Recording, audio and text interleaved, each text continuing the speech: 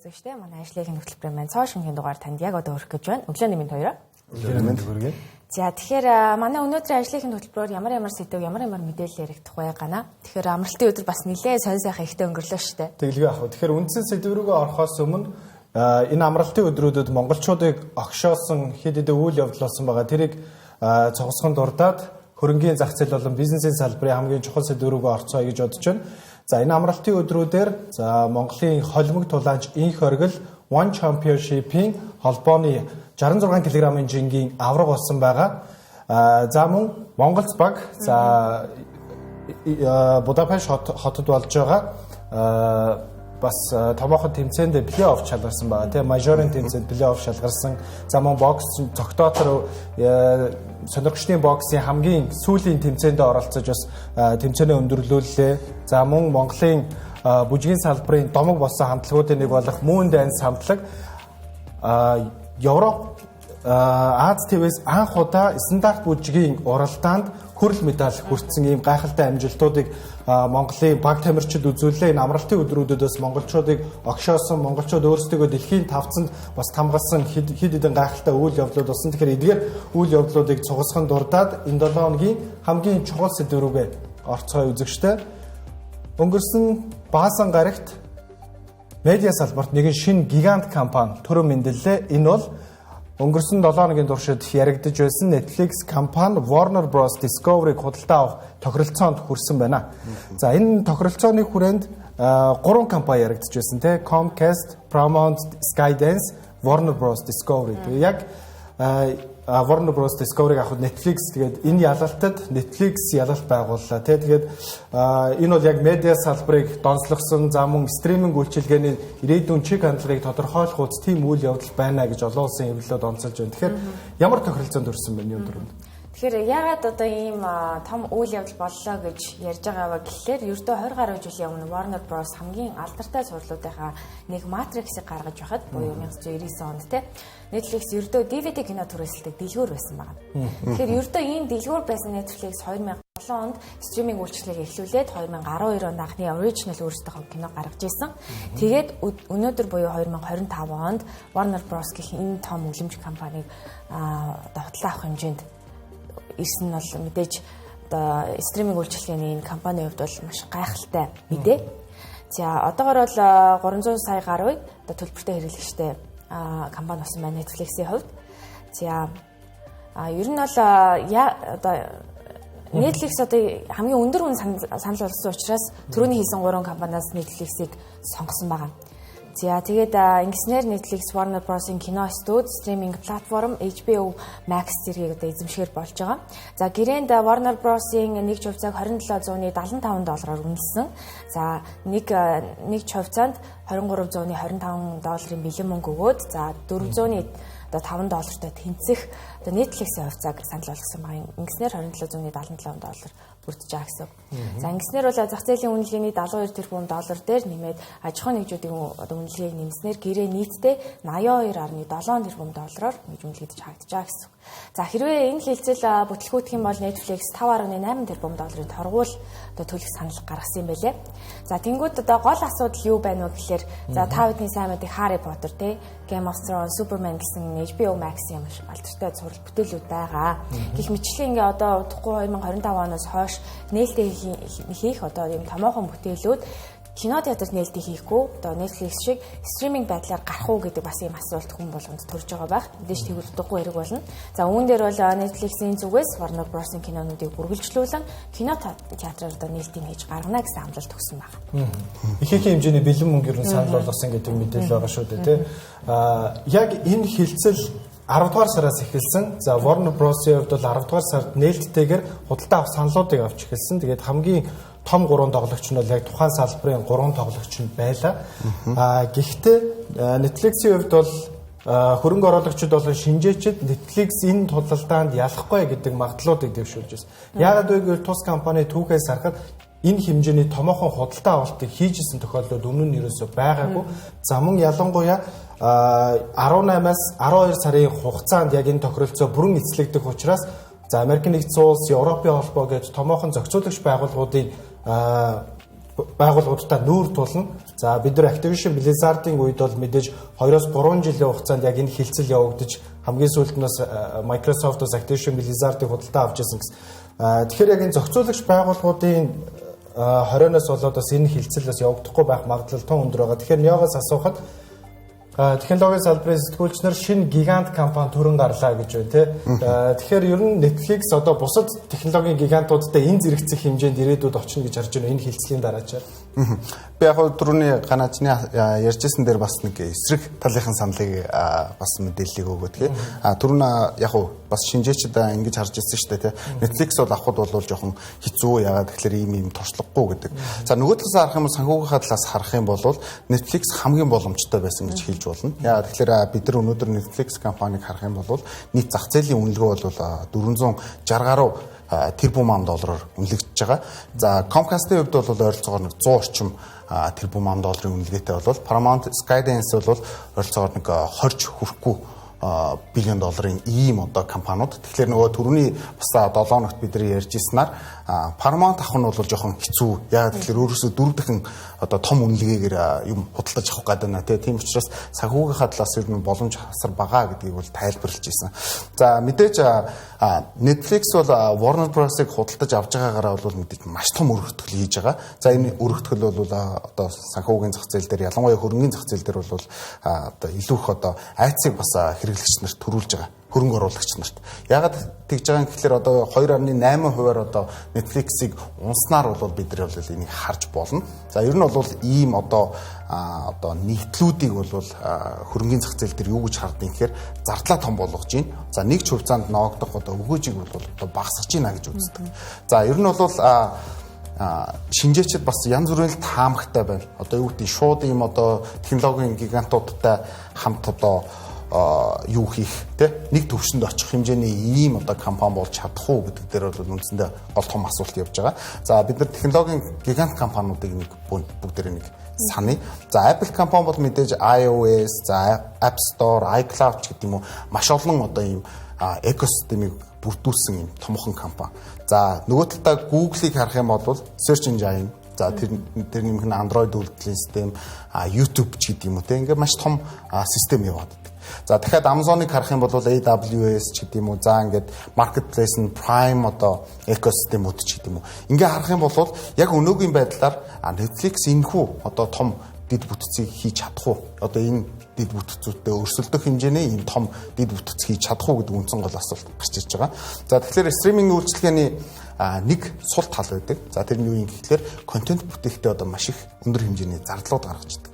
За Netflix компани хувьд бол жилд ойролцоогоор 15-аас 17 билион долларыг бол буюу тэрбум долларыг бол ерөнхийдөө контент бүтээхдээ жил болгон зарцуулж байна гэж. Тэгэнгүүт зарим шинжээчид ингэж үзэж байна л да. 4-5 жил бүтээх ёстой байсан тэрхүү контент үйлдвэрлэх ёстой байсан тэр одоо мөнгөөрөө шинэ компани худалдаж авч байгаа. Тэр нь бол ойрын ирээдүйдээ бол тодорхой хэмжээний санхүүгийн асуудлуудыг бол дагуулна гэж бол үзэж байгаа юм. Тийм учраас магадгүй нөгөө өнгөрсөн баасан гарагт бол Netflix компани бас харьцангуй уналттай гарсан байж магадгүй. За тэгээд ерөнхийдөө харах юм бол за экосистемийн бүтээгдэхүүнүүд одоохондоо бол Netflix-ийн хувьд бол цөөхөн байна гэж үзэж байна. За хоёрдугаарт бол орлогын бүтц бол нэг урсгалтай буюу зөвхөн нөгөө нэг subscription төлж байгаа энэ одоо орлогын бүтц одоохондоо явж байгаа. За мэдээж бол компани илүү томроод өөр одоо салбарууд руу орох нь бол тодорхой. За магадгүй одоо experience гэдэг нөгөө бидний мэддгээр Universal Studios гэдэг юм уу те Walt Disney гэдэг юм үнэтэй адилхан бас дараагийн ийм томоохон тийм паркууд бол нэгдэх боломж бол үүсэж байгаа. За ингээд контентын зардлууд бол хэтэрхий өндөр байна гэж үзэж байна. Тэгээ хэрэглэгчдийн өсөлт хязгаарлагдж байгаа талаар бас бид нэр өмнөх нэвтрүүлгүүд дээр нэлээд бас тайлбарлаж ярьсан. За учир нь бол ер нь стримингийн компаниуд бол хэрэглэгч нэмэх нь бол асуудалтай болж байна. Учир нь хэрэглэгчид нэг юм уу эсвэл бол 2 subscription төлж одоо сарынхаа одоо өөрсдийнхөө зардлыг бас бууруулж байна гэдэг мэдээлэл өгч ирсэн.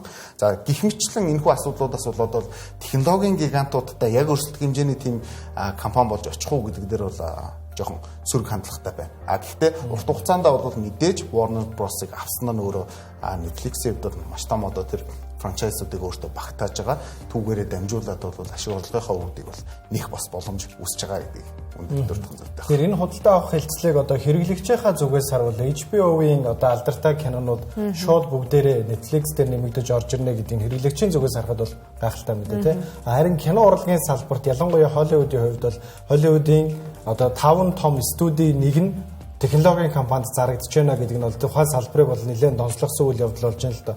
За алдарт найруулагч Джеймс Кэмерон энэ хэлцлийг аим шиг буюу disaster гэж нэрлэсэн байлаа. Тэгэхээр Warner Bros ер нь яг ямар алдартай бүтээлүүдийг эзэмшдэг вэ? Тэгэхээр мэдээж компани бас товчхон түүхийг дуртахын зүйтэй байх гэж бодож байна. 1923 онд ах дүүс Harry, Albert, Samuel, Jack Warner нар байгуулсан байдаг. За тэгээ Warner Bros гэдэг нэрээс та бүхэн ойлгож байгаах. За өдгөө тус студ нь Калифорни мужийн Burbank хотод байрлах 110 акр талбай буюу ойролцоогоор ийм нэг 84-өөс 85 одоо ширхэг хөл бөмбөгийн талбайтай тэнцэх хэмжээний талбайд кино уран бүтээл үйлдвэрлэл явуулдаг хөтөлбөрийг ингэж томорсон компани болсон байгаа. Тэгэхээр 102 жилийн түүхт Warner Bros-ийн донцлог бүтээлүүдийг бас товчхон дурдвал маргаангүй 1978 болон 1989 онуудад үзэгчдэд анх хүргэж байсан Superman, Batman-уудыг нэрлэж болно. За түрүүн бас дурдж байсан 1999 онд нээлттэй хийсэн Matrix гэсэн кино байна. За тэгээд миний болон ер нь хүн бүрийн хамгийн ядаа хайртай 2001 онд эхний ангиа гаргаж ирсэн Harry Potter гайхалтай цуврал байна. За мэдээж 1998-аас 2004 онуудад гарч байсан Sex and the City одоо цуврал байна. За 2011-ээс 2019 онуудад гарсан бас л бидний хайртай Game of Thrones байна.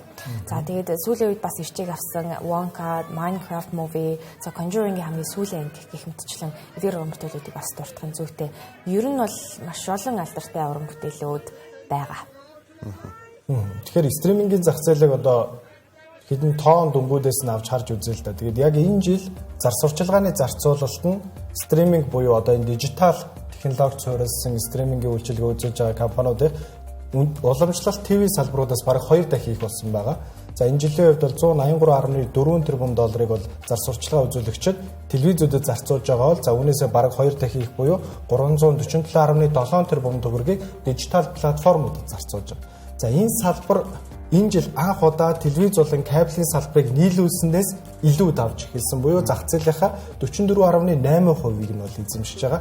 Телевизийн салбар кабелийн сувг хоёрыг хоёулангийн нийлүүлснээс илүү хүмүүс одоо энэ дижитал платформуудыг үзэж байна гэсэн үг шүү дээ. Нөгөө талаасаа түрүүн Ниогийн дурдсанчлан хэрэглэгчийн сар бүр төлдөг төлбөр улам бүр нэмэгцээр байгаа тийм. Гэхдээ энд өөр ямар тоглогч нар байна вэ гэдгийг одоо авч үзье. За Netflix, Walt Disney хоёр байгаа. За Walt Disney-гийн хувьд бол Hulu гэдэг платформыг бол худалдаж авсан байгаа. Тэгээ өөрсдийнхөө ESPN-ийн стриминг үйлчилгээ байгаа. За мөн Comcast байгаа. Comcast-ийн хувьд бол CNBC-г эзэмшдэг нэлээд томоохон яг бизнесийн чиглэлийн сувгуудыг эзэмшдэг компани байгаа. Тэгээ Peacock гэдэг стриминг үйлчилгээтэй NBC-г эзэмшдэг байгаа тийм. За харин Warner Bros-ийн хувьд бол энэ жил мөн адил өөрсдийнхөө компанийг хоёр хувааж байгаа зарласан. За нэгдэлт нь кабелийн сувгууд болон видео стримингийн үйлчилгээ үзүүлдэг компаниуд. За харин нөгөө талд нь өөрсдийнхөө бусад бизнесүүд болох HBO Max гэх мэтчлийн стриминг үйлчилгээ үзүүлдэг платформуудыг салгаж байгаагаа зарласан байна. За харин Fox болон Roku, Tencent гэх хятадд бол мэдээж энэ платформуудыг ашиглах боломжтой учраас Tencent-ийн өөрсдийнх нь видео стримингийн платформ байдаг. За эдгээрээс гадна Amazon Prime болон Apple TV-д юусоо дурдахгүй өнгөрч болохгүй. Энд эдгээр технологийн компаниуд ч гэсэн энэ том зах зээлд өөрсдийнхөө байр суурийг бол оруулж ирж байгаа. Тэгээд мэдээж бизнесийн салбарт ямар нэгэн түүх хэлэлцээрийн үед бол хэрвээ гэдэг зүйлийг бол ярих нь утгагүй бах те. Гэхдээ нэг 3 Netflix-тэй холбоотой нэг сонирхолтой 3 хэрвээ байна. Netflix-ийн хувьд бол 1990-ад оны сүүлээр байгуулагдаж байхдаа 1998 онд Jeff Bezos-т ерөөсөө зарагдчихсан юм байна л да. Ихэнх үедээ. Тэгээ Jeff Bezos нэг 12-оос 15 сая доллараар л худалдаа авах санал тавьжсэн юм байна. Тэгээ тухайн үед нүүсгэн байгуулагч нэг 70 гаруй орчим хувийг эзэмшдэг буюу стартап нэлээ их үе дээрээ байсан. Тэгээ бид одоохондоо харахад бэлэн болоогүй байна гэдэг шалтгааныг хэлээд тухайн үед бол зарагдааг байсан. За яг иймэрхүү технологийн компани түүх болгонд бол ер нь нэг юм дампуурлын үед байдаг шүү дээ, тийм. Тэгээд 1999 онд Netflix яг дампуурлын үе дээр ирчихсэн юм. дампуурахад нэг 6 сарын хугацаа үлдсэн. Яг өөрсдийнх нь зах зээл дээр байсан бүтээгдэхүүнүүд төдийлөн амжилтгүй 99 он гэдэг чинь видео стримингийнх нь үйлчилгээ эхлээгүй байсан гэсэн үг шүү дээ. Тухайн үед одоо яг энэ дэлхийн хамгийн чинэлэг эрхмүүдийн нэг болох LVMH-ийг эзэмшдэг. Загварын ертөнцийн одоо хамгийн алдартай эрхмүүдийн нэг болох Werner Arnault $30 сая хөрөнгө оруулалтыг хийж ирсэн байна. Тэгээд тухайн үед бол Netflix-ийн хамгийн том хувьцаа эзэмшигч болж ирсэн юм. Тэгээд тухайн компанийг дампуурлаас аварч ирсэн. За яг энэ Netflix-ийг гарч ирж байхад тухайн салбарын хамгийн том тоглогч бол Blockbuster байсан шүү дээ. За Blockbuster-ийн хувьд бол 2000-ад оны .com-ын хөөсрөлийн үед бол Netflix-д бол Blockbuster-ыг худалдаа авах $50 сая санал ирсэн юм. Өөрөөсөө бүх бизнесээ Blockbuster зарьяа гэж $50 сая санал тавьсан чинь тухайн үеийнхэн Blockbuster-ын гүйцэтгэх захирал ийм платформыг бид нар өөрсдөө хийж чадсан шүү дээ.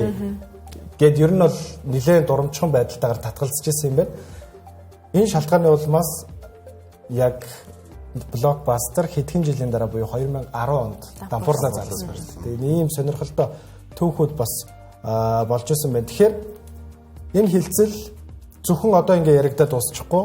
За зохицуулагч байгууллагуудын хяналтууд орж ирнэ, шаардлагууд орж ирнэ, тий. Зөвшөөрөх үгүй юу гэдэг асуудлууд орж ирнэ. За мөн Paramount нэлээ гомдолтой ах шиг байна, тий. Яг энэ хилцэл бол нэлээдгүй шудраг бус боллоо, ил тод бус боллоо гэдэг зүйлүүд ах шиг байна. Мэдээж энэ хилцэлтэй холбоотой дараагийн арга хэмжээнүүдээ авч магадгүй. За мөн Amazon, Apple ямар хариу үйлдэл барих болоо гэдэг нэлээдгүй сонирхолтой санагдаж байна. Тэгэхээр медиа салбарт нэгэн шинэ гигант компани төрөн гарлаа. Тэгээд энэ стримингийн үйлчлэгийн дээр дахиад нэг мэдээлэлс хүргэжээ. За түрүүн бид нар бас Amazon Prime-ыг дурдсан. За мэдээж бид нар одоо яг кино урлагийн дэлхийг илүү ярьж байгаа боловч үүнээс гадна бас спортын маш том одоо салбар байгаа гэдгийг л мартаж болохгүй. За учир нь бол энэ жилээс Amazon-оор ерөнхийдөө NFL буюу за Америк нэгдсэн улсын яг үндэсний спорт одоо Америкл бомб гэж ярьдаг тийм. Энэхүү спортыг бас дамжуулах эрхийг бол авсан нь. За яг энэ салбартаа яг спортынхын хэсэгт нь бол маш томоохон бас одоо ийм зах зээлийг эзэлж байгаа компани болж хуурсан байж байгаа. Тэгэхээр яг энэ дээр бол Америк хүмүүс 189 сая хүмүүс яг subscription худалдаж авна гэдэг тооцоол байд юм. Энэ бол одоо асар том тоо шүү дээ. Тэгэхээр яг спортын салбар дээр ESPN бол одоо жишээ нь Disney-ийн хувьд бол нэлээд гацаанд орсон байж байгаа. Томхон одоо өөрсдийнхөө уралдаан тэмцээнүүдийг өөрсдөө болгож чадахгүй байгаа ийм асуудлууд байгаа. Тэгэхээр Amazon энэ дээр бас хүчтэй орж ирж байгаа гэдгийг бас мэдгэдэгэн зүйтэй. За нэг одоо тоглолтыг л ойролцоогоор 18 сая хүн үзчихийдгээ гэдэг үндсэн одоо том одоо ийм хамгийн том бейс болцсон байгаа гэж ойлгож байна. Тэгэхээр нэг удаагийн стримингээр 18 сая хүн үзнэ гэдэг бол энэ өөрөө маш том зах зээл гэдгийг нь бол харуулдаг байгаа. Тийм учраас Amazon бол энэ дээр бас нэлээд том тоглогч болж орж ирж байгаа. За тэгээд нөгөө талдаа Disney-ийн хувьд бол нэлээд асуудал дагуулсан ийм одоо жил ирэх нэ гэж бас шинжээч тараад байгаа. 2026 онд өөр одоо ямар спортын төрлүүдийг авч чадах юм тэрэнд нь гол нь хэрэглэгчид мөнгө төлөхөөгүй юу гэдэг дээр бол хамгийн том асуулт нь үлдэж байгаа гэж ойлгож байна. Тэгэхээр дараагийн хэсэгт бид зочинтойгоо ярилцах болно. Тэгэхээр өнөөдрийн зочин хэн байгаа лээ? За тэгэхээр сүүлийн өдрүүдэд манай Монгол Улсын шинжилгээ ухааны салбарт нэгэн таатай үйл явдал тохиож байна. Юу вэ гэхээр Монгол Улсын шинжилгээ ухааны академи, Европын цөмийн судалгааны төв буюу CERN-ийн одоо аль биесний хамтрагч гишүүн болсон ийм үйл явдал боллоо. Энэ бол манай шинжилгээ ухааны салбарын хувьд бол маш том үйл явдал. За яг одоо энэхүү ажлын хүрээнд Эрдэмтдийн хамтар Швейцар улсын Женев хотноо ажиллаж байгаа ГЖУ сувгийн хөтлөгч Дорж Балантай бид ярилцахаар бэлдээд байна. Тэгэхээр яг одоо тэнд шөнийн 2 цаг 30 минут болж байгаа. Шөнийн минь балмаа. Минь тавгын өглөө минь баярлаа. Тэгэхээр юун түрүүнд яриагаа нэг төвшөнд авчрахын тулд ер нь бол CERN гэдэг байгууллага юу хийдэг юм бэ гэдээс эхлэх хэрэгтэй гэж бодож байна. Франц, Швейцарын хэлийг дамж оршдог энэ байгууллага төр яг ямар төрлийн судалгаанууд хийгддэг вэ? За энд бол ер нь байгалийн ертөнцийн хамгийн суур нэг юм ажиллах зарчмыг нь судалдаг. Яг бид нар ямар ертөнцид байд юм бэ, ямар байгальд оршин байд юм бэ гэдэг тэрхүү мэдлэгийг олж авахын тулд бүрийн хамгийн гүн рүү н ордог ийм байгууллага байгаа. Энэ байгууллага нь өөрөө газрын гүнд доор 100 метрийн доор ийм маш урт том бөмбөгийн хурцтай. За энийг нь одоо жишээлх юм бол доошоо нэг юм 100 м гэдэг чинь манай монголоор нэг blue sky эсвэл юм Soimp Tower шиг юм доошоо газар доошоо ордог гэсэн. Тэгээд тэр газар доороо 27 км-ийн урттай гэдэг нь диаметрыг нь бодох юм бол ер нь нэг нь нэгтэл нь одоо Саппорогийн уулзар дээр хахад нөгөө тал нь офицерийн уулзар дээр байх үс юм том түнэл газар зур байдаг. Тэгээд энэ том түнэлээр бомсыг буюу одоо атомыг бүрдүүлэгч атомын цүн болох одоо протон гэдэг бомыг гэрлийн хурдын 10,000-ийн хурдтайгаар бараг гэрлийн хурдаар гэсэн үг мөргөлдүүлээд тэр мөргөлдөөнөөс үүсэх бий болох зүйлсийг судалдаг. Энэ нь одоо юу гэсэн үг гэхээр зэрэг хоёр шиг пүрүсийг мөргөлдүүлэнгүүт тэр мөргөлдөөнөөс дундаас нь бүр ямар ч юм бүр цоо шин юм G класс гарч ирдэг юм сонио үзэгдлүүд болд юм байна л квант физик. Энийг классик физикт хэрэг жишээлх юм боддог юм болт. Тэгэхээр хоёр пүрүс ингээ мөргөлдөнгүүт уг нь чи ингээд сүрээд бүр юучгүй ингээ болоод бутраа төмрээсийг болох хэрэгтэй шүү дээ. Гэтэл эрдэмтэд яасан бэ гэсэн чинь бомсыг урцгаад үтсэн чинь дундаас нь цаашин G класс гараад ирсэн буюу шат өөр төрлийн бомсууд гараад ирдэг. Энийг олж мэдснийхээ дараа юу нь л эрдэмтэд ийм бомсыг хурцсуур барьж эхэлсэн. Энэ бол 1940 оны сүүлээр. Тэгээ энэ нь ингээд томорсоор хагаад хиндэ нэг ийм нэг одоо жижигхэн юм байшингийн одоо диаметртэй байсан бол тэр нь ингээд томорсоор байгаа сүүлдээ 27 км явцтай болоод тэгээд эдгээр бүгдээрээ хурцсуур томрох болгондоо шинэ нээлтүүдийг хийсээр байсан. Тэгээд 2012 онд Хиггсийн бомб гэдэг зүйлийг нээсэн одоо СЕРН-ийн хамгийн том нээлт болоод тэгээд энд бол зөвхөн одоо игэл буюу хамгийн жижиг бомбыг судлахаас гадна антиматер гэдэг одоо дэлхийн одоо хүндрэлтний одоо бүтээж чадах хамгийн үнэтэй материалыг судалж байна. Космологийн ертөнцийн ерөн анх үүссэний дараа яг их хэсэг болсны дараахан яг ямар процесс байсан гэдэг тэр одоо ертөнцийн одоо тэр хамгийн анхан үеийн тэр космик шүл буюу тэр орчныг бүрдүүлж юм хэмтчлэл бүр хитрхи ийм өндөр түвшний шинжлэх ухааны тэргүүн фронтын маш одоо айлбат амаргүй юм судалгаануудыг хийдэг ийм газар байгаа маа. Ер нь pop соёлд бол энийг одоо нэлээд эдэн кинонуудаар гардаг Холливуудын одоо 3 битийн одоо хамгийн сүүлд Netflix дээр гарсан 3 биеийн проблем гэдэг нэг кино байдаг. Манайхтад хамгийн ойрхон орших нэг одны аймагаас нэг харь гаригийнхан тухайн гариг нь сүндэхэд тэгээд хамгийн ойрхон одоо одны систем болох манай нарны аймаг руу ирээд манай дэлхий дээр ирж амьдрах боломжтой юм гэдгийг ойлгоод тэгээд манай дэлхий дээр ирэхээс өмнө болохоор зэрэг тэндээс гараад наашаа ирэх нэг 400 жил болдог. Тэгээд 400 жилийн хугацаанд болохоор зэрэг бид нар юуг ажигласан бэ гэсэн чинь бид нар 400 жилийн дотор ирэх гэсээр байтал дэлхийн хүн төрөлхтөн 400 жилийн дараа хэрхий одоо өндөр хөгжөөд өөрсдөөс нь одоо хүчрэх болчих юм байна гэдгийг анзаараад яг одоо ихэд зэрэг сүүлийн 10,000 жилийн дотор хүн төрөлхтөн яаж хөгжлөө сүүлийн 100 жилийн дотор шинжлэх ухаан квант физикийн одоо fifth quantum физикийг ойлгож ирсэн хүн төрөлхтөн 100 жилийн дотор яаж хөгжлөө тийм ээ. Тэгвэл энийг ирэх 400 жилд ингээ бодонгот бүр амар хурд өгч гэдсэн учраас тэд тэр ийм саботажууд хийж эхэлдэг. Одоо хорлон сүйтгэх ажиллагаанд алсаас ирэхээс өмнө ашаа ийм юмд явуулаад тэгээд тэд нар яадаг вэ гэхээр зэрэг СЕРН-ийн үйл ажиллагааг зогсоох гэж оролддог. Тэгэхээр СЕРН ямар одоо инженеэр тайлбарлал бидний одоо хүндрэлтний хөгжилт ямар чухал тийм зүйл хийдэг байгууллага вэ гэдгийг ойлгомжтой багч. Тэгэхээр Монгол улсын хувьд бас СЕРН-ийн хамтрагч байгууллага бас хамтрагч гишүүн болсноор яг ямар эерэг өөрчлөлт гарах вэ? Энэ ер нь хэр том үйл явдал вэ? Энэ бол маш том үйл явдал, бүр түүхэн үйл явдал гэж би бодож байна. Энэ магадгүй энэ жилийн хамгийн одоо онцлог манай шинжлэх ухааны салбарын хамгийн онцлог үйл явдал болов уу гэж бодож байгаа. Тэгэхээр өмнө нь болохоор зэрэг яг 2010 жилийн өмнө нэг орох оролдлого хийж байгаад тэгээд дэлгүүртжсэн.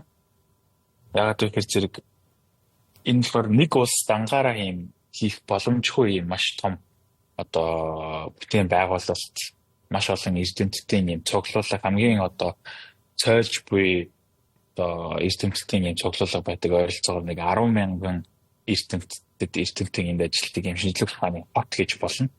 Тэгээд юу дэлхийн улс орнууд, дэлхийн одоо судалгааны байгууллагууд энэ хотын нэг хэсэг болох гэж энэ тэргүүн одоо фронтын энэ мэдлэгээс баг зэрэг ингээд ойлгохын тулд ийшээ маш их мөнгө төлж одоо гишүүнээр хэлсдэг.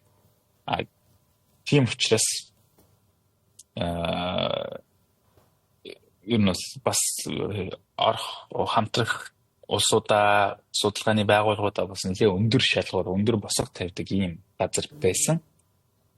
Тэгэхээр одоо энэ жилээс хамтарч ажиллаж байгаа нь нэгдүгээрт бид нэр манай шинжлэх ухааны хүлээн зөвшөөрж байгаа байдал, хоёрдугаарт манай эрдэмтдийн бас өвшин энэ өндөр босыг давж байгаа нотолж байгаа хэрэг. За хамгийн чухал нь дараагийн одоо залуу эрдэмтэд энэ газарт ирж одоо ажиллах, туршлага солилцох, энэ их мэдлэгийн далаагаас ингэж амсах тийм боломж нэгдэж байгаа. Цаашдаа илүү олон монгол хүмүүсийг ийшээ тогтмол явуулах, энэ байрлуулж ажилуулах, судалгаа, дадлах, хийлгэх ийм боломж нэгдэж байна. Энэ нь нөгөө талаараа манай улсын шинжлэх ухаанаас гадна нэг залуу боловсон хүчин бас маш том хөрөнгө оруулалт болж байгаа. Яагаад тэгэхээр энд ажиллаж байгаа, энд интерн хийсэн залуучуудыг бол ингээд дэлхийн том технологийн компаниуд одоо бидний мэдих том технологийн гэж ярьдаг компаниуд оролдоод авдаг. Яг тэгэхээр зэргийн маш их хэмжээний өгөгдлүүд боловсруулагддаг, маш чадварлаг дата аналистууд бэлтгэгддэг, маш мундаг ийм одоо оюуны юм чин боловсруулагддаг учраас энд байгаа хүмүүсийг технологийн компаниуд ажиллуулахыг, энд байгаа тархинуудыг ашиглахыг хүсдэг. Тэгэхээр одоо ийм чухал одоо боломж нэгжин да. Тэгэхээр чиний хувьд бас сошиал дээр хэд хэдэн бичлэг хуваалцсан байсан те. Одоогоор сэрний яг ямар газруудаар очисон байна. Түрүүний ярьсан үг алдартай 27 км урттай хоолойг үзэж амжсан уу? Ер нь ингээд бас яг асуухад соринтой танилцсан гэдгийн шинжлэх ухааны төрлийн одоо контент бүтээгчийн хувьд бас ямар утга учиртай үйл явдал вэ?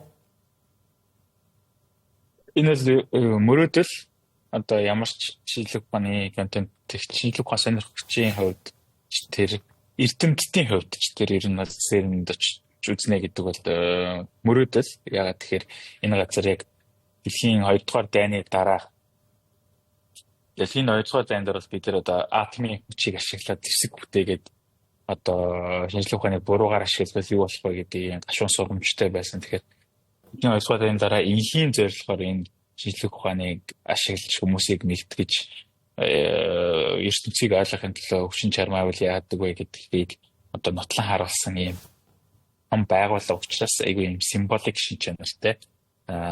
Ер нь нөгөө талаараас юм их энергийн физикийн төв учраас энд бол маш хэмжээний энергийн одоо асуудлууд ирдэг гэдэг. Ер нь яг юм бол бас химэр сэргэж байгаа одоо дэлхийн бид нар энергийн төв гэж хамрын хийдийг зүйрлдэг бол яг жинхэнэ утгаараа энергийн төв бол энэ газар. Тэгээд бас рокстарууд одоо шинжлэх ухааны үед рокстарууд энд одоо дотор нь ажилладаг, энд ирж флексддэг одоо тийм чухал газар учраас энд бол ирээд одоо мөрөөдөл биелж байгаа юм шиг санагдаж байна. Бид нар яг тэр чухал байгууламжууд нь харах ороогүй. Маргааш хамгийн доошо 100 метрийн бүн рүү орох юм. Тэгэхээр яг нөгөө жинхэнэ харах хэвээр хараахан харж амжаагүй. Ерөнхий гадна газар дээр байгаа байгууламжуудтай сая 3 хоног танилцсан. Тэгэхээр сонирхолтой мэдээлэл хуваалцсан чамд маш их баярлалаа. За үргэлжлүүлээд манай ажлын хөтөлбөр маань макро эдийн засгаар тун утга үргэлжлэх болно.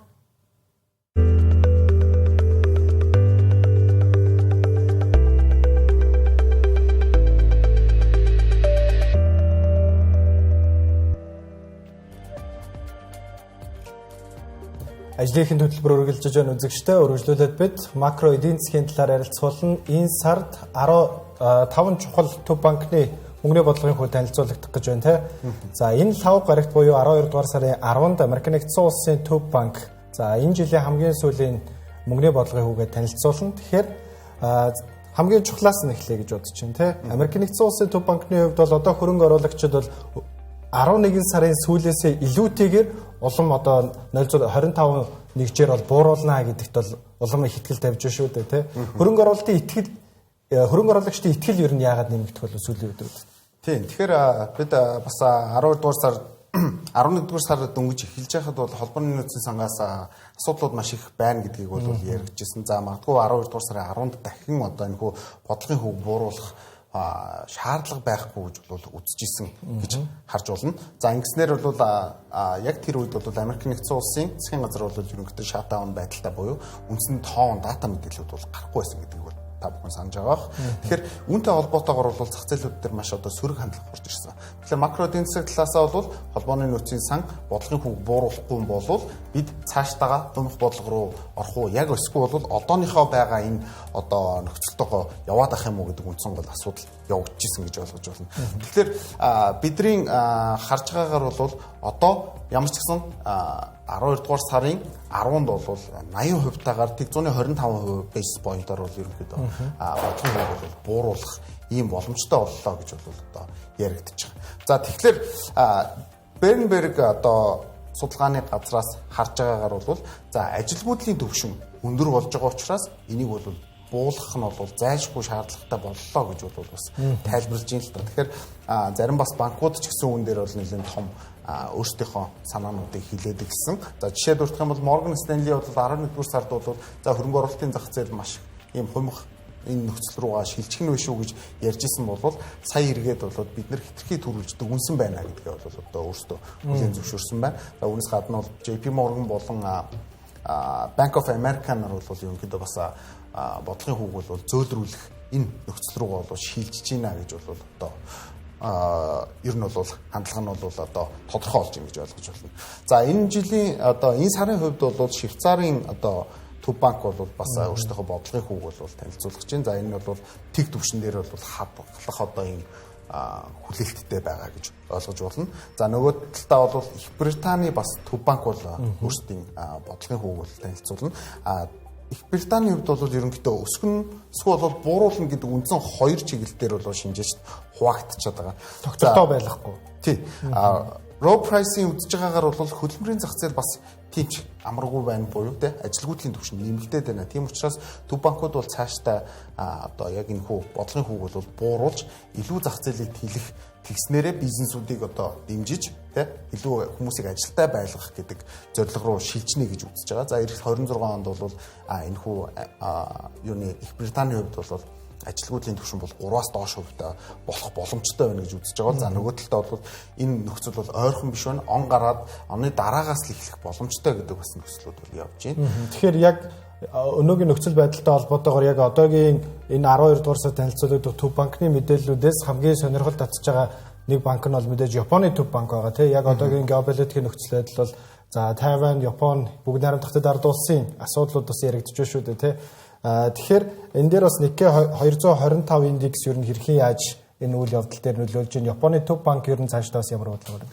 За Японы Төв банкны хувьд бол харин эсрэгээрээ байдаг. Ер нь бол бид нар Японыг юу гэж ойлгох юм гэхээр яг улс орнуудаас бас харьцангуй өөр бодлого баримталж явдаг гэж ойлгоно. За Япон бол илүү одоо өөрсдийнхөө бодлогын хүүг нэмэгдүүлэх чиглэл рүү бол одоо анхаарах боломжтой болж байна гэж үзэж байгаа. Яа тэгэхээр Японы бондын өгөөж 7 оноос хойш хамгийн өндөр түвшинд очсон байгаа өнөөдрийн байдлаар. Тийм учраас энэ юуг илэрхийлдэг гэхээр бондын өгөөж одоо их болоод байх тусам хөрөнгөний зах зээл дээр одоо харьцангуй бас тогтворгүй байдал үүсдэг л да. Яагаад гэхээр энэ хөрөнгөний шилждэг гэж ойлгож байна. Тэгэхээр ер нь бол Японы индексүүд Topix болон за Nikkei 225 индексийн хувьд бол харьцангуй бас ирээдүйд ийм савлгаа орох боломжтой гэж бас шинжээч үзэж байгаа. За үүнтэй холбоотойгоор бол одоо энэ 7 хоногийн нөхцөл байдлууд бол үндсэндээ голдоо бол Америк нэгдсэн улсын Төв банк хэрхэн одоо шийдвэр гаргах юм. За түүнээс хамаарат бол дараагийн шийдвэрүүд бол гарахаар ийм боломжтой байна гэж бол харж болох байна. Тэгэхээр үргэлжлүүлээд Азийн зах зээлийн талаар ярилцъя. Өнөөдөр бүгд найрамдахад ард улсын худалдааны үзүүлэлтүүд танилцуулагдах гэж байна. Хүлээлт ямарх вэ? За тэгэхээр Хятадын хувьд бол импорт болон экспортын том мэдээллүүд гарна. За ерөнхийдөө яг Азийн зах зээл тэр чигтээ бас харж идэг гэж ойлгож болно. Тэгэхээр харьцангуй эрэг үзүүлэлтүүд байна уу да гэдэг одоо нөхцөлийг бол өнөөдөр өглөөний фьючерс зах зээлүүд нэгтгэхдээ зэрэгцээд бол харж болохоор байна. Тэгэхээр Хятадын экспорт бол 11-р сард бол ойролцоогоор 3.8% өссөн гэдэг одоо тэр мэдээллийг бол шинжээчд бол гаргаж тавьсан. За үүндээ ч гэсэн бас хүрэхээр байна. Үүнийг давах юм байна, боломжтой байна гэж бол хүлээж байгаа. За нөгөө талдаа бол харин импортын өсөлт бас нэмэгдсэн байна. За өнгөрсөн сард бол 1% гэсэн бол энэ сарын үед бол 3% гарч байгаа гэдэг бол асар хурдцтайгаар импорт бол нэмэгдэж байна гэж ойлгож байна. За эндээс юуг харж болох юм гэхээр эдийн засгийн идэвхжлийг л харж болно гэсэн. Гаргаж байгаа болон худалдаж авж байгаа хоёр одоо бүтээгдэхүүн чинь хоёулаа нэмэгдээд байгаа учраас үүн дээр эдийн засгийн эргэлт явагдаж байгаа. Үүнийгээ дагаад бол бас эдийн засгийн макро эдийн засгийн эрэг үзүүлэлтүүд гарах боломжтой. За энэ дээрээс харахаар Японы индексүүд бол өссөн харагдаж байна, Солонгосын индексүүд өссөн харагдаж байна. За хамгийн томоохон өсөлтийг бол Солонгосын Costex индекс 137% бол яг одоогийн байдлаар Азийн зах зээл дээр хийгдэ. Тэгэхээр ер нь 12 дугаар сар бас нэлээдгүй хөрөнгө оруулагчдын хувьд бол өснө гэдэг итгэлтэй байх шиг шүү дээ. Нийтээр нь харах юм бол ер нь төв банкнуудынхаа бодлоготой холбоотойгоор явж байна. Хамгийн гол Америк нэгдсэн улсын төв банкны бодлого яах юм. За тэгээ бусд нь бол үүнээс хамаарч бол дагна. За ингээд хөрөнгө оруулагчид бол үүн дээрээс одоо зах зээлийг хэлэх юм уу эсвэл хумх юм уу гэдэг мэдээллийг харж ийн гэсэн үг. Тэгээд үүнийг дагаад хөрөнгө оруулалтын шийдвэрүүд нь бас эерэг одоо буюу илүү худалдаж авахын салбар руу одоо чиглэл рүү явж байна гэж бодож байна. Тэгэхээр үргэлжлүүлээд өнөөдрийн гарсан сүүлийн үеийн мэдээллүүдийн талаар ярилцъя гэж бодож байна. 2026 оны өнгө тодорхой болсон байна те. Тэгэхээр эх жилийн өнгө ямар өнгө байх вэ? Тэгэхээр манай өнөөдрийн мэдээний хэсэгт маш олон сонирхолтой мэдээлэлүүд байгаа. Та бүхэн сүгээгдээ солиорой. За эхний мэдээ бол тийм 2026 оны өнгө тодорсон байгаа. За Pantone Color Institute гэдэг байгууллага байдаг. За тэндээс бол жил болгон ер нь бол тухайн оныг тодорхойлох өнгө гэж гаргадаг. За энэ жилийн сонголт юу байсан бэ гэхлээр амар амгалан гэрэл хийж байгальд улам бүр ойртохыг эрмэлзэж буй нийгмийн өсөлт тэмүүлгийг илтгэх цагаан болон цагаавтар өнгө байлаа. Англиар бол Cloud Dancer гэсэн ийм нэртэй өнгө байна. За энэхүү цагаан өнгийг байгалийн гэрэлд ойсон байдлаар нь хөндөрлөхтөн бид нэр өдөр бүр гэрчилдэг гэдэг бас экспертүүд, өнгөний экспертүүд хадгалсан байна. За тус институтийн хувьд бол 1999 оноос хойш онцлог тренд, нийгмийн нөхцөл байдал, соёлын хүчин зүйлсийг харгалзан үзэж оны онцлог өнгийг зарласаар ирсэн. За яаж энэ өнгөө сонгодог вэ гэвэл жил бүрийн одоо оны өнгийг сонгохдоо дэлхийн өнцөг болон бүрт ажиллаж байгаа өнгө судлаач мэргэжилтнүүдийн багтаа хамтарч ажилладаг. За тэдний сонголтууд кино, телевиз, урлаг, мод болон дизайны чиглэлийн хандлага, за шинэ технологи, шинэ материалууд, нийгмийн сүлжээ, томоохон спортын арга хэмжээний зэрэг олон төрлийн их сурвалжууд бас нөлөөлдөг юм байна. За олон нийтийн дунд байгаа бага зэрэг сөрөг хандлага бас байна. Энэ бол энэ цагаан өнгөчүүд арьсны өнгөтэй холбоотой юм биш үү гэх зэрэг юм асуудлууд бас гарч байгаа. За энэ талаар бол Pantone хэвлэлийн төлөөлөгчийн хэлж байгаагаар бол 2024 оны Peach Fuzz, за сая энэ жилийн буюу 2025 оны Mocha Mousse гэсэн хоёр өнгөний дараа бол хүмүүс энэ одоо арьсны өнгөтэй холбоотой юу гэж асууж исэн. За тэдний хувьд бол өөрсдөө ч үнэхээр тэгж харагдаж байна уу гэж гайхсан байна. За мөн учир нь бидний хувьд хамгийн суур төвшөнд хүмүүсийн хэрэгцээ өсөж буй мэдрэмжүүд хэрхэн хариу болж чадах вэ гэдэг гол асуудал байдаг учраас үүнийг одоо ямар нэгэн арьсны өнгөтэй холбоотойгоор одоо холбож ойлгож одоо үзэж болохгүй гэсэн ийм мэдээлэл өгсөн байна. Тэгэхээр 2026 оны онцлог өнгө бол цагаан болон цагаавтар өнгө байх нэ. Маш сонирхолтой. Тэгэхээр үргэлжлүүлээд технологийн гигант компаниудын нэг болох Apple-тай холбоотой мэдээллийг ярих гэж бодож байна. Тэгэхээр Apple-ийн хувьд ер нь дэлхийн томоохон хэвлэл мэдээллийн агентлагууд бүгдээрээ л гайхаж байна. Apple-ийн хувьд түүхэндээ ийм хэмжээний үйл явдал Apple-ийн түүхэнд болж байгаагүй юу вэ гэхээр Apple-ийн удирдлагуудад маш богино хугацаанд асар том хэмжээний өөрчлөлт орж байна. За 2-7 хоногийн хугацаанд Apple-ийн удирдлагад багтдаг 4 эрхэм энэ жилдээ болон эх жилдээ ажлаа хүлээлгүй өгч байгаа гэдгээ зарлаа. Бид нар бол нэгнийхэн талаар ярьж байсан, Alan Dye-ийн талаар ярьж байсан тийм. За харин энэ удаад Apple компани байгаль орчин болон бодлого нийгмийн санаачлагын дэд ерөнхийлөгч за Lisa Jackson гэдэг эмэгтэй эх онд тэтвэртэй гаргахаа зарлаа. За үүнээс гадна Apple-ийн ерөнхий зөвлөх болох Kate Adams мөн адил эх онд тэтвэртэй гарна. За Alan Dye-ийн хувьд бол энэ жил одоо нэлээд том дизайны шинжилэлт хийсэн байгаа Apple компани өөрсдийнхөө тэр дизайны шинжилэлт буюу Liquid Glass-ыг удирдах гэсэн эрхэм болох Alan Dye Meta компанид шилжиж байгаа гэдгийг бол зарласан байгаа. За мөн тус компани хэмэл оюун болон машин сургалтын багийг нь ахалдаг. За өмнө нь Google компанид ажилладаг байсан John Jandara гэдэг ирхэн байдаг. Тэр хүн бас Apple компаниас тэтгэвртэй гарч байгаа гэдгийг бол зарласан байна. За буюу эх онд ч гэсэн бас team cookie асуудал яригдж байгаа шүү дээ. Тэгэхээр Apple-ийн удирдлагуудын дунд бас асуудал гарсан юм шүү гэдэг зүйлсүүдийг бас технологийн салбарын сэтгүүлчид бас дэвшүүлж байна. Тус компанийн хувьд бол мэдээж хэд хэдэн асуудалтай зүйлсүүд яригдж байгаа. Гэхдээ нэг болгоомжлмоор байгаа зүйл нь юу вэ гэхээр iPhone 17-ийн борлуулалт маш сайн байна. Энэ жил Apple компани бараг 2011 оноос хойш бараг түүхэндээ 14 жилийн дараа шинэ утасны борлуулалтаараа Samsung-ийг гүйцэх тийм магадлалтай байна. Тийм өндөр магадлалтай. Хэдийгээр борлуулалт маш өндөр байгаа боловч за яг Apple-ийн дараагийн 5-10 жилийн стратегийг тодорхойлж байгаа эдгээр хүмүүсийн одоо энэ яг сүүлийн үеийн cloud технологи, тэ хэмэл оюун. За мөн одоо энэ стриминг дээр бол Apple TV Plus бол нэлээд амжилттай явж байгаа тий. Гэтэ бусад салбарууд одоо энэ автомашины салбар гэдэг ч юм уу тий. Автомат жолоолгын системүүд дээр Apple нэлээдгүй хоцрогдолтой байгаад байгаа учраас иймэрхүү зүйлсүүд гарч байгаа юм шүү гэдэг болгоомжлууд байна. Зарим Meta болон Samsung, OpenAI компаниуд бас мөн адил яг энэ Apple-ийн гол зах зээл болох юм хэрэглэгчийн төхөөрөмжийн бүтээгдэхүүний зах зээл бол нэлээдгүй өрчтэй орж ирж байна. За Алан Дайгийн хувьд бол Meta компани ухаалаг шилний төсөл дээр бас ажиллана гэдэг сүүлийн үеийн мэдээлэлүүд байгаа. За харин Google компанийн хувьд бол энэ жил Google, Samsung хоёр хамтраад Gemini суурилсан өөрсдийнхөө хамгийн анхны виртуал төхөөрөмжүүд танилцуулсан байна. OpenAI компанийн хувьд бол за Apple-ийн хамгийн алдартай дизайнеруудын нэг болох iPhone-ы дизайныг бүтээсэн Johnny Ive-тай хамтарч 2026 онд хамгийн анхны бүтээгдэхүүнээ танилцуулах гэж байгаа гэх мэтчлэн яг энэ хүний нөөцийн хувьд бол нэлээдгүй асуудалд ороод байна гэдэг нэг юм болгоомжлсон мэдээ байна. Тэгэхээр дараагийн мэдээлэл бол ерөнхийлөгч Donald Trump-тай холбоотой тийм. За ерөнхийлөгч Трамп Америкийн нэгдсэн улсын хүүхдүүдийн ирээдүйд зориулсан томоохон хөрөнгө оруулалтыг хийсэн байна. За юу гэвэл Америкийн нэгдсэн улсын дунд болон түүнээс доош орлоготой өрхийн хүүхэд бүрт хуримтлалын данс нэхэр хүссэн байна. За энэ бол Трамп аккаунт гэсэн нэртэй. За эхний ээлжинд засгийн газраас $1000 байршуулна. За ихэнх хамаарах вэ гэвэл 2025 оны 1-р сарын 1-ээс хойш төрсэн хүүхдүүд энэхүү санаачлагад хамаатай юм билээ. За ихтэй гэр бүлийн жилийн орлого нь $150,000-аас бага байх ёстой. За мөн гэр бүлийн гишүүд нь хүүхдийн наснд жилд $50,000 хүртэлх хийх боломжтой бөгөөд 18 нас хүртэл солирох төвчэн хайлтах ийм хэмжээний данс байгаа. За мэдээж олон компани тэргүүтнүүд энэхүү санаачлагыг дэмжиж бас хувь нэмэр оруулах саналаа өгөөд байгаа. За тэднийг одоо тэргүүлээд Dell Technologies-ийн үүсгэн байгуулагч Michael Dell-ийн гэр бүл $625 тэрбум хандивлаж байгаа зарласан байлаа. За ингэснээр 2015-аас 2025 оны хооронд төрсэн бүх хүүхдийн дансанд одоо хуваан байршуулад үзвэл нэг хүүхдэд $250 оногдож байгаа юм байлаа. За тэдний араас бол Uber, Goldman Sachs, за Robinhood зэрэг компаниуд нэгдэн гэдгээ бас зарласан ба. Тэгэхээр энэ бол ялцчгүй Америкийн нэгдсэн улсын хүүхдүүдийн ирээдүйг харсан, ирээдүйг илүү баталгаатай болох үүднээс хийж байгаа юм үйлдэл гэж одоо олоос дүгнж харж байна. Тэгэхээр надад нэгэн сонирхолтой шуурхай мэдээлэл Netflix компанитай холбоотой. За Netflix Warner Bros. Хоёрын худалдаа авалтын талаар ерөнхийлөгч Donald Trump нэгэн өөрийнхөө байр суурийг илэрхийлсэн байна.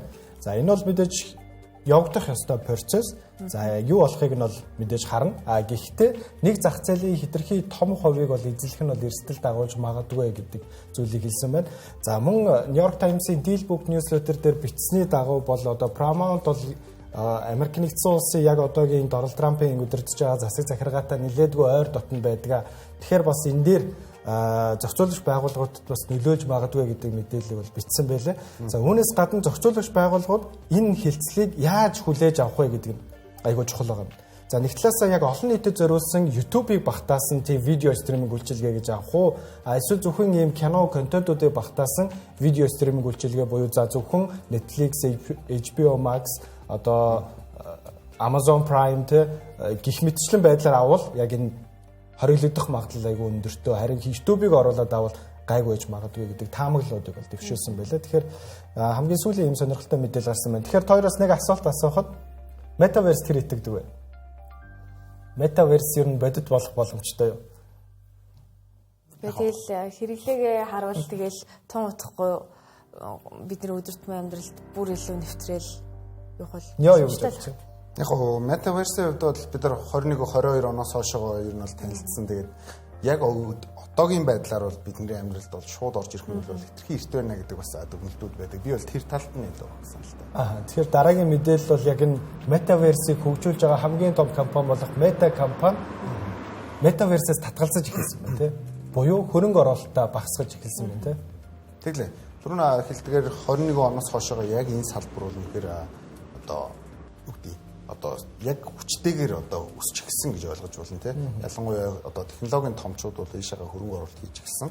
За Meta компани бол ер нь 21 оноос хойшоо яг энэ Reality Labs гэдэг одоо хэсгийг бол одоо өөрсдөө бүтээж исэн. Тэгээд энэ рүүгээ бол 70 гаруй одоо $1 билион буюу тэрбуман долларыг бол хөрөнгө оруулчихсан байсан гэдгийг бол одоо ярьж ирсэн. Тэгэхээр энэ жилээс 30%-аар энэхүү одоо хөрөнгө оруулалтаа багасгах гэдгийг бол мэдгдсэн гэж байна. Тэгэхээр түрүүний ганагийн хэлдгээр бол яг энэ одоо Metaverse одоо итгэдэггүй гэдэг нь бол Meta компани бол өөрөө бас хөрөнгө оруулалтаа багасгах чинь л да. Тэгэхээр хөрөнгө оруулагчдын хувьд бол харцангуй бас энэ салбар руу ороход хэтэрхий эрт байна гэдэг бол санааг бол илүү хэлдэг гэж ойлгож болно. За түүнээс гадна бол Meta компани яг энэ салбараа бүр бас орхичихгүй гэдгийг бас баталсан үйл явдал бол өнгөрсөн 5 дахь өдөр болсон. За Limitless буюу за нэг стартап байгаа тийм. Энэ стартап бол AI технологиор wearable одоо технологиудыг хөгжүүлдэг буюу одоо зүүдэг гар одоо бугуун цаг тийм. Эсвэл нүдний шилж гэдэг юм уу одоо иймэрхүү бүтээгдэхүүнүүдийг хөгжүүлдэг стартап байна. Тэгэхээр энэ стартапыг худалдаж авсан нөгөөтэйгөр илүү бидний Metaverse гэдэг одоо ертөнц рүү шилжихээс илүүтэйгэр бид нар одоо байгаа хэрэгжилж байгаа технологиуд дээрээ яг энийг яаж авчрах вэ гэдэг үндсэн гол санааг бол харуулж байгаа ийм хэрэг боллоо. Тэгэхээр Meta-гийн хувьд бол бидний мэддгээр Ray-Ban, за Oakley ч гэдэг юм уу те эдгээр шинэ компаниудтай яг энэ салбарт бол хамтарч ажилладаг гэдгийг бол мэддэг байна. Тэгэхээр дараагийн мэдээлэл аялал жуулчлалын салбартай холбоотой. Тэгэхээр Тайланд улсын хувьд өдрийн цагаар согтууруулах хундаа зарах зөвшөөрлөө 1972 оноос хойш анх удаа олгож эхэлсэн байна буюу за өдрийн цагаар ер нь согтууруулах хундаа зарж худалдаалах бол хориотой байсан. Яагаад вэ гэхээр төрийн албан хаагч нар төрийн албан хаагч нарыг энэ согтууруулах хундаа хэрэглэхээс ер нь зайлс хийх үүднээс бол анхын журмыг бол баталж ирсэн.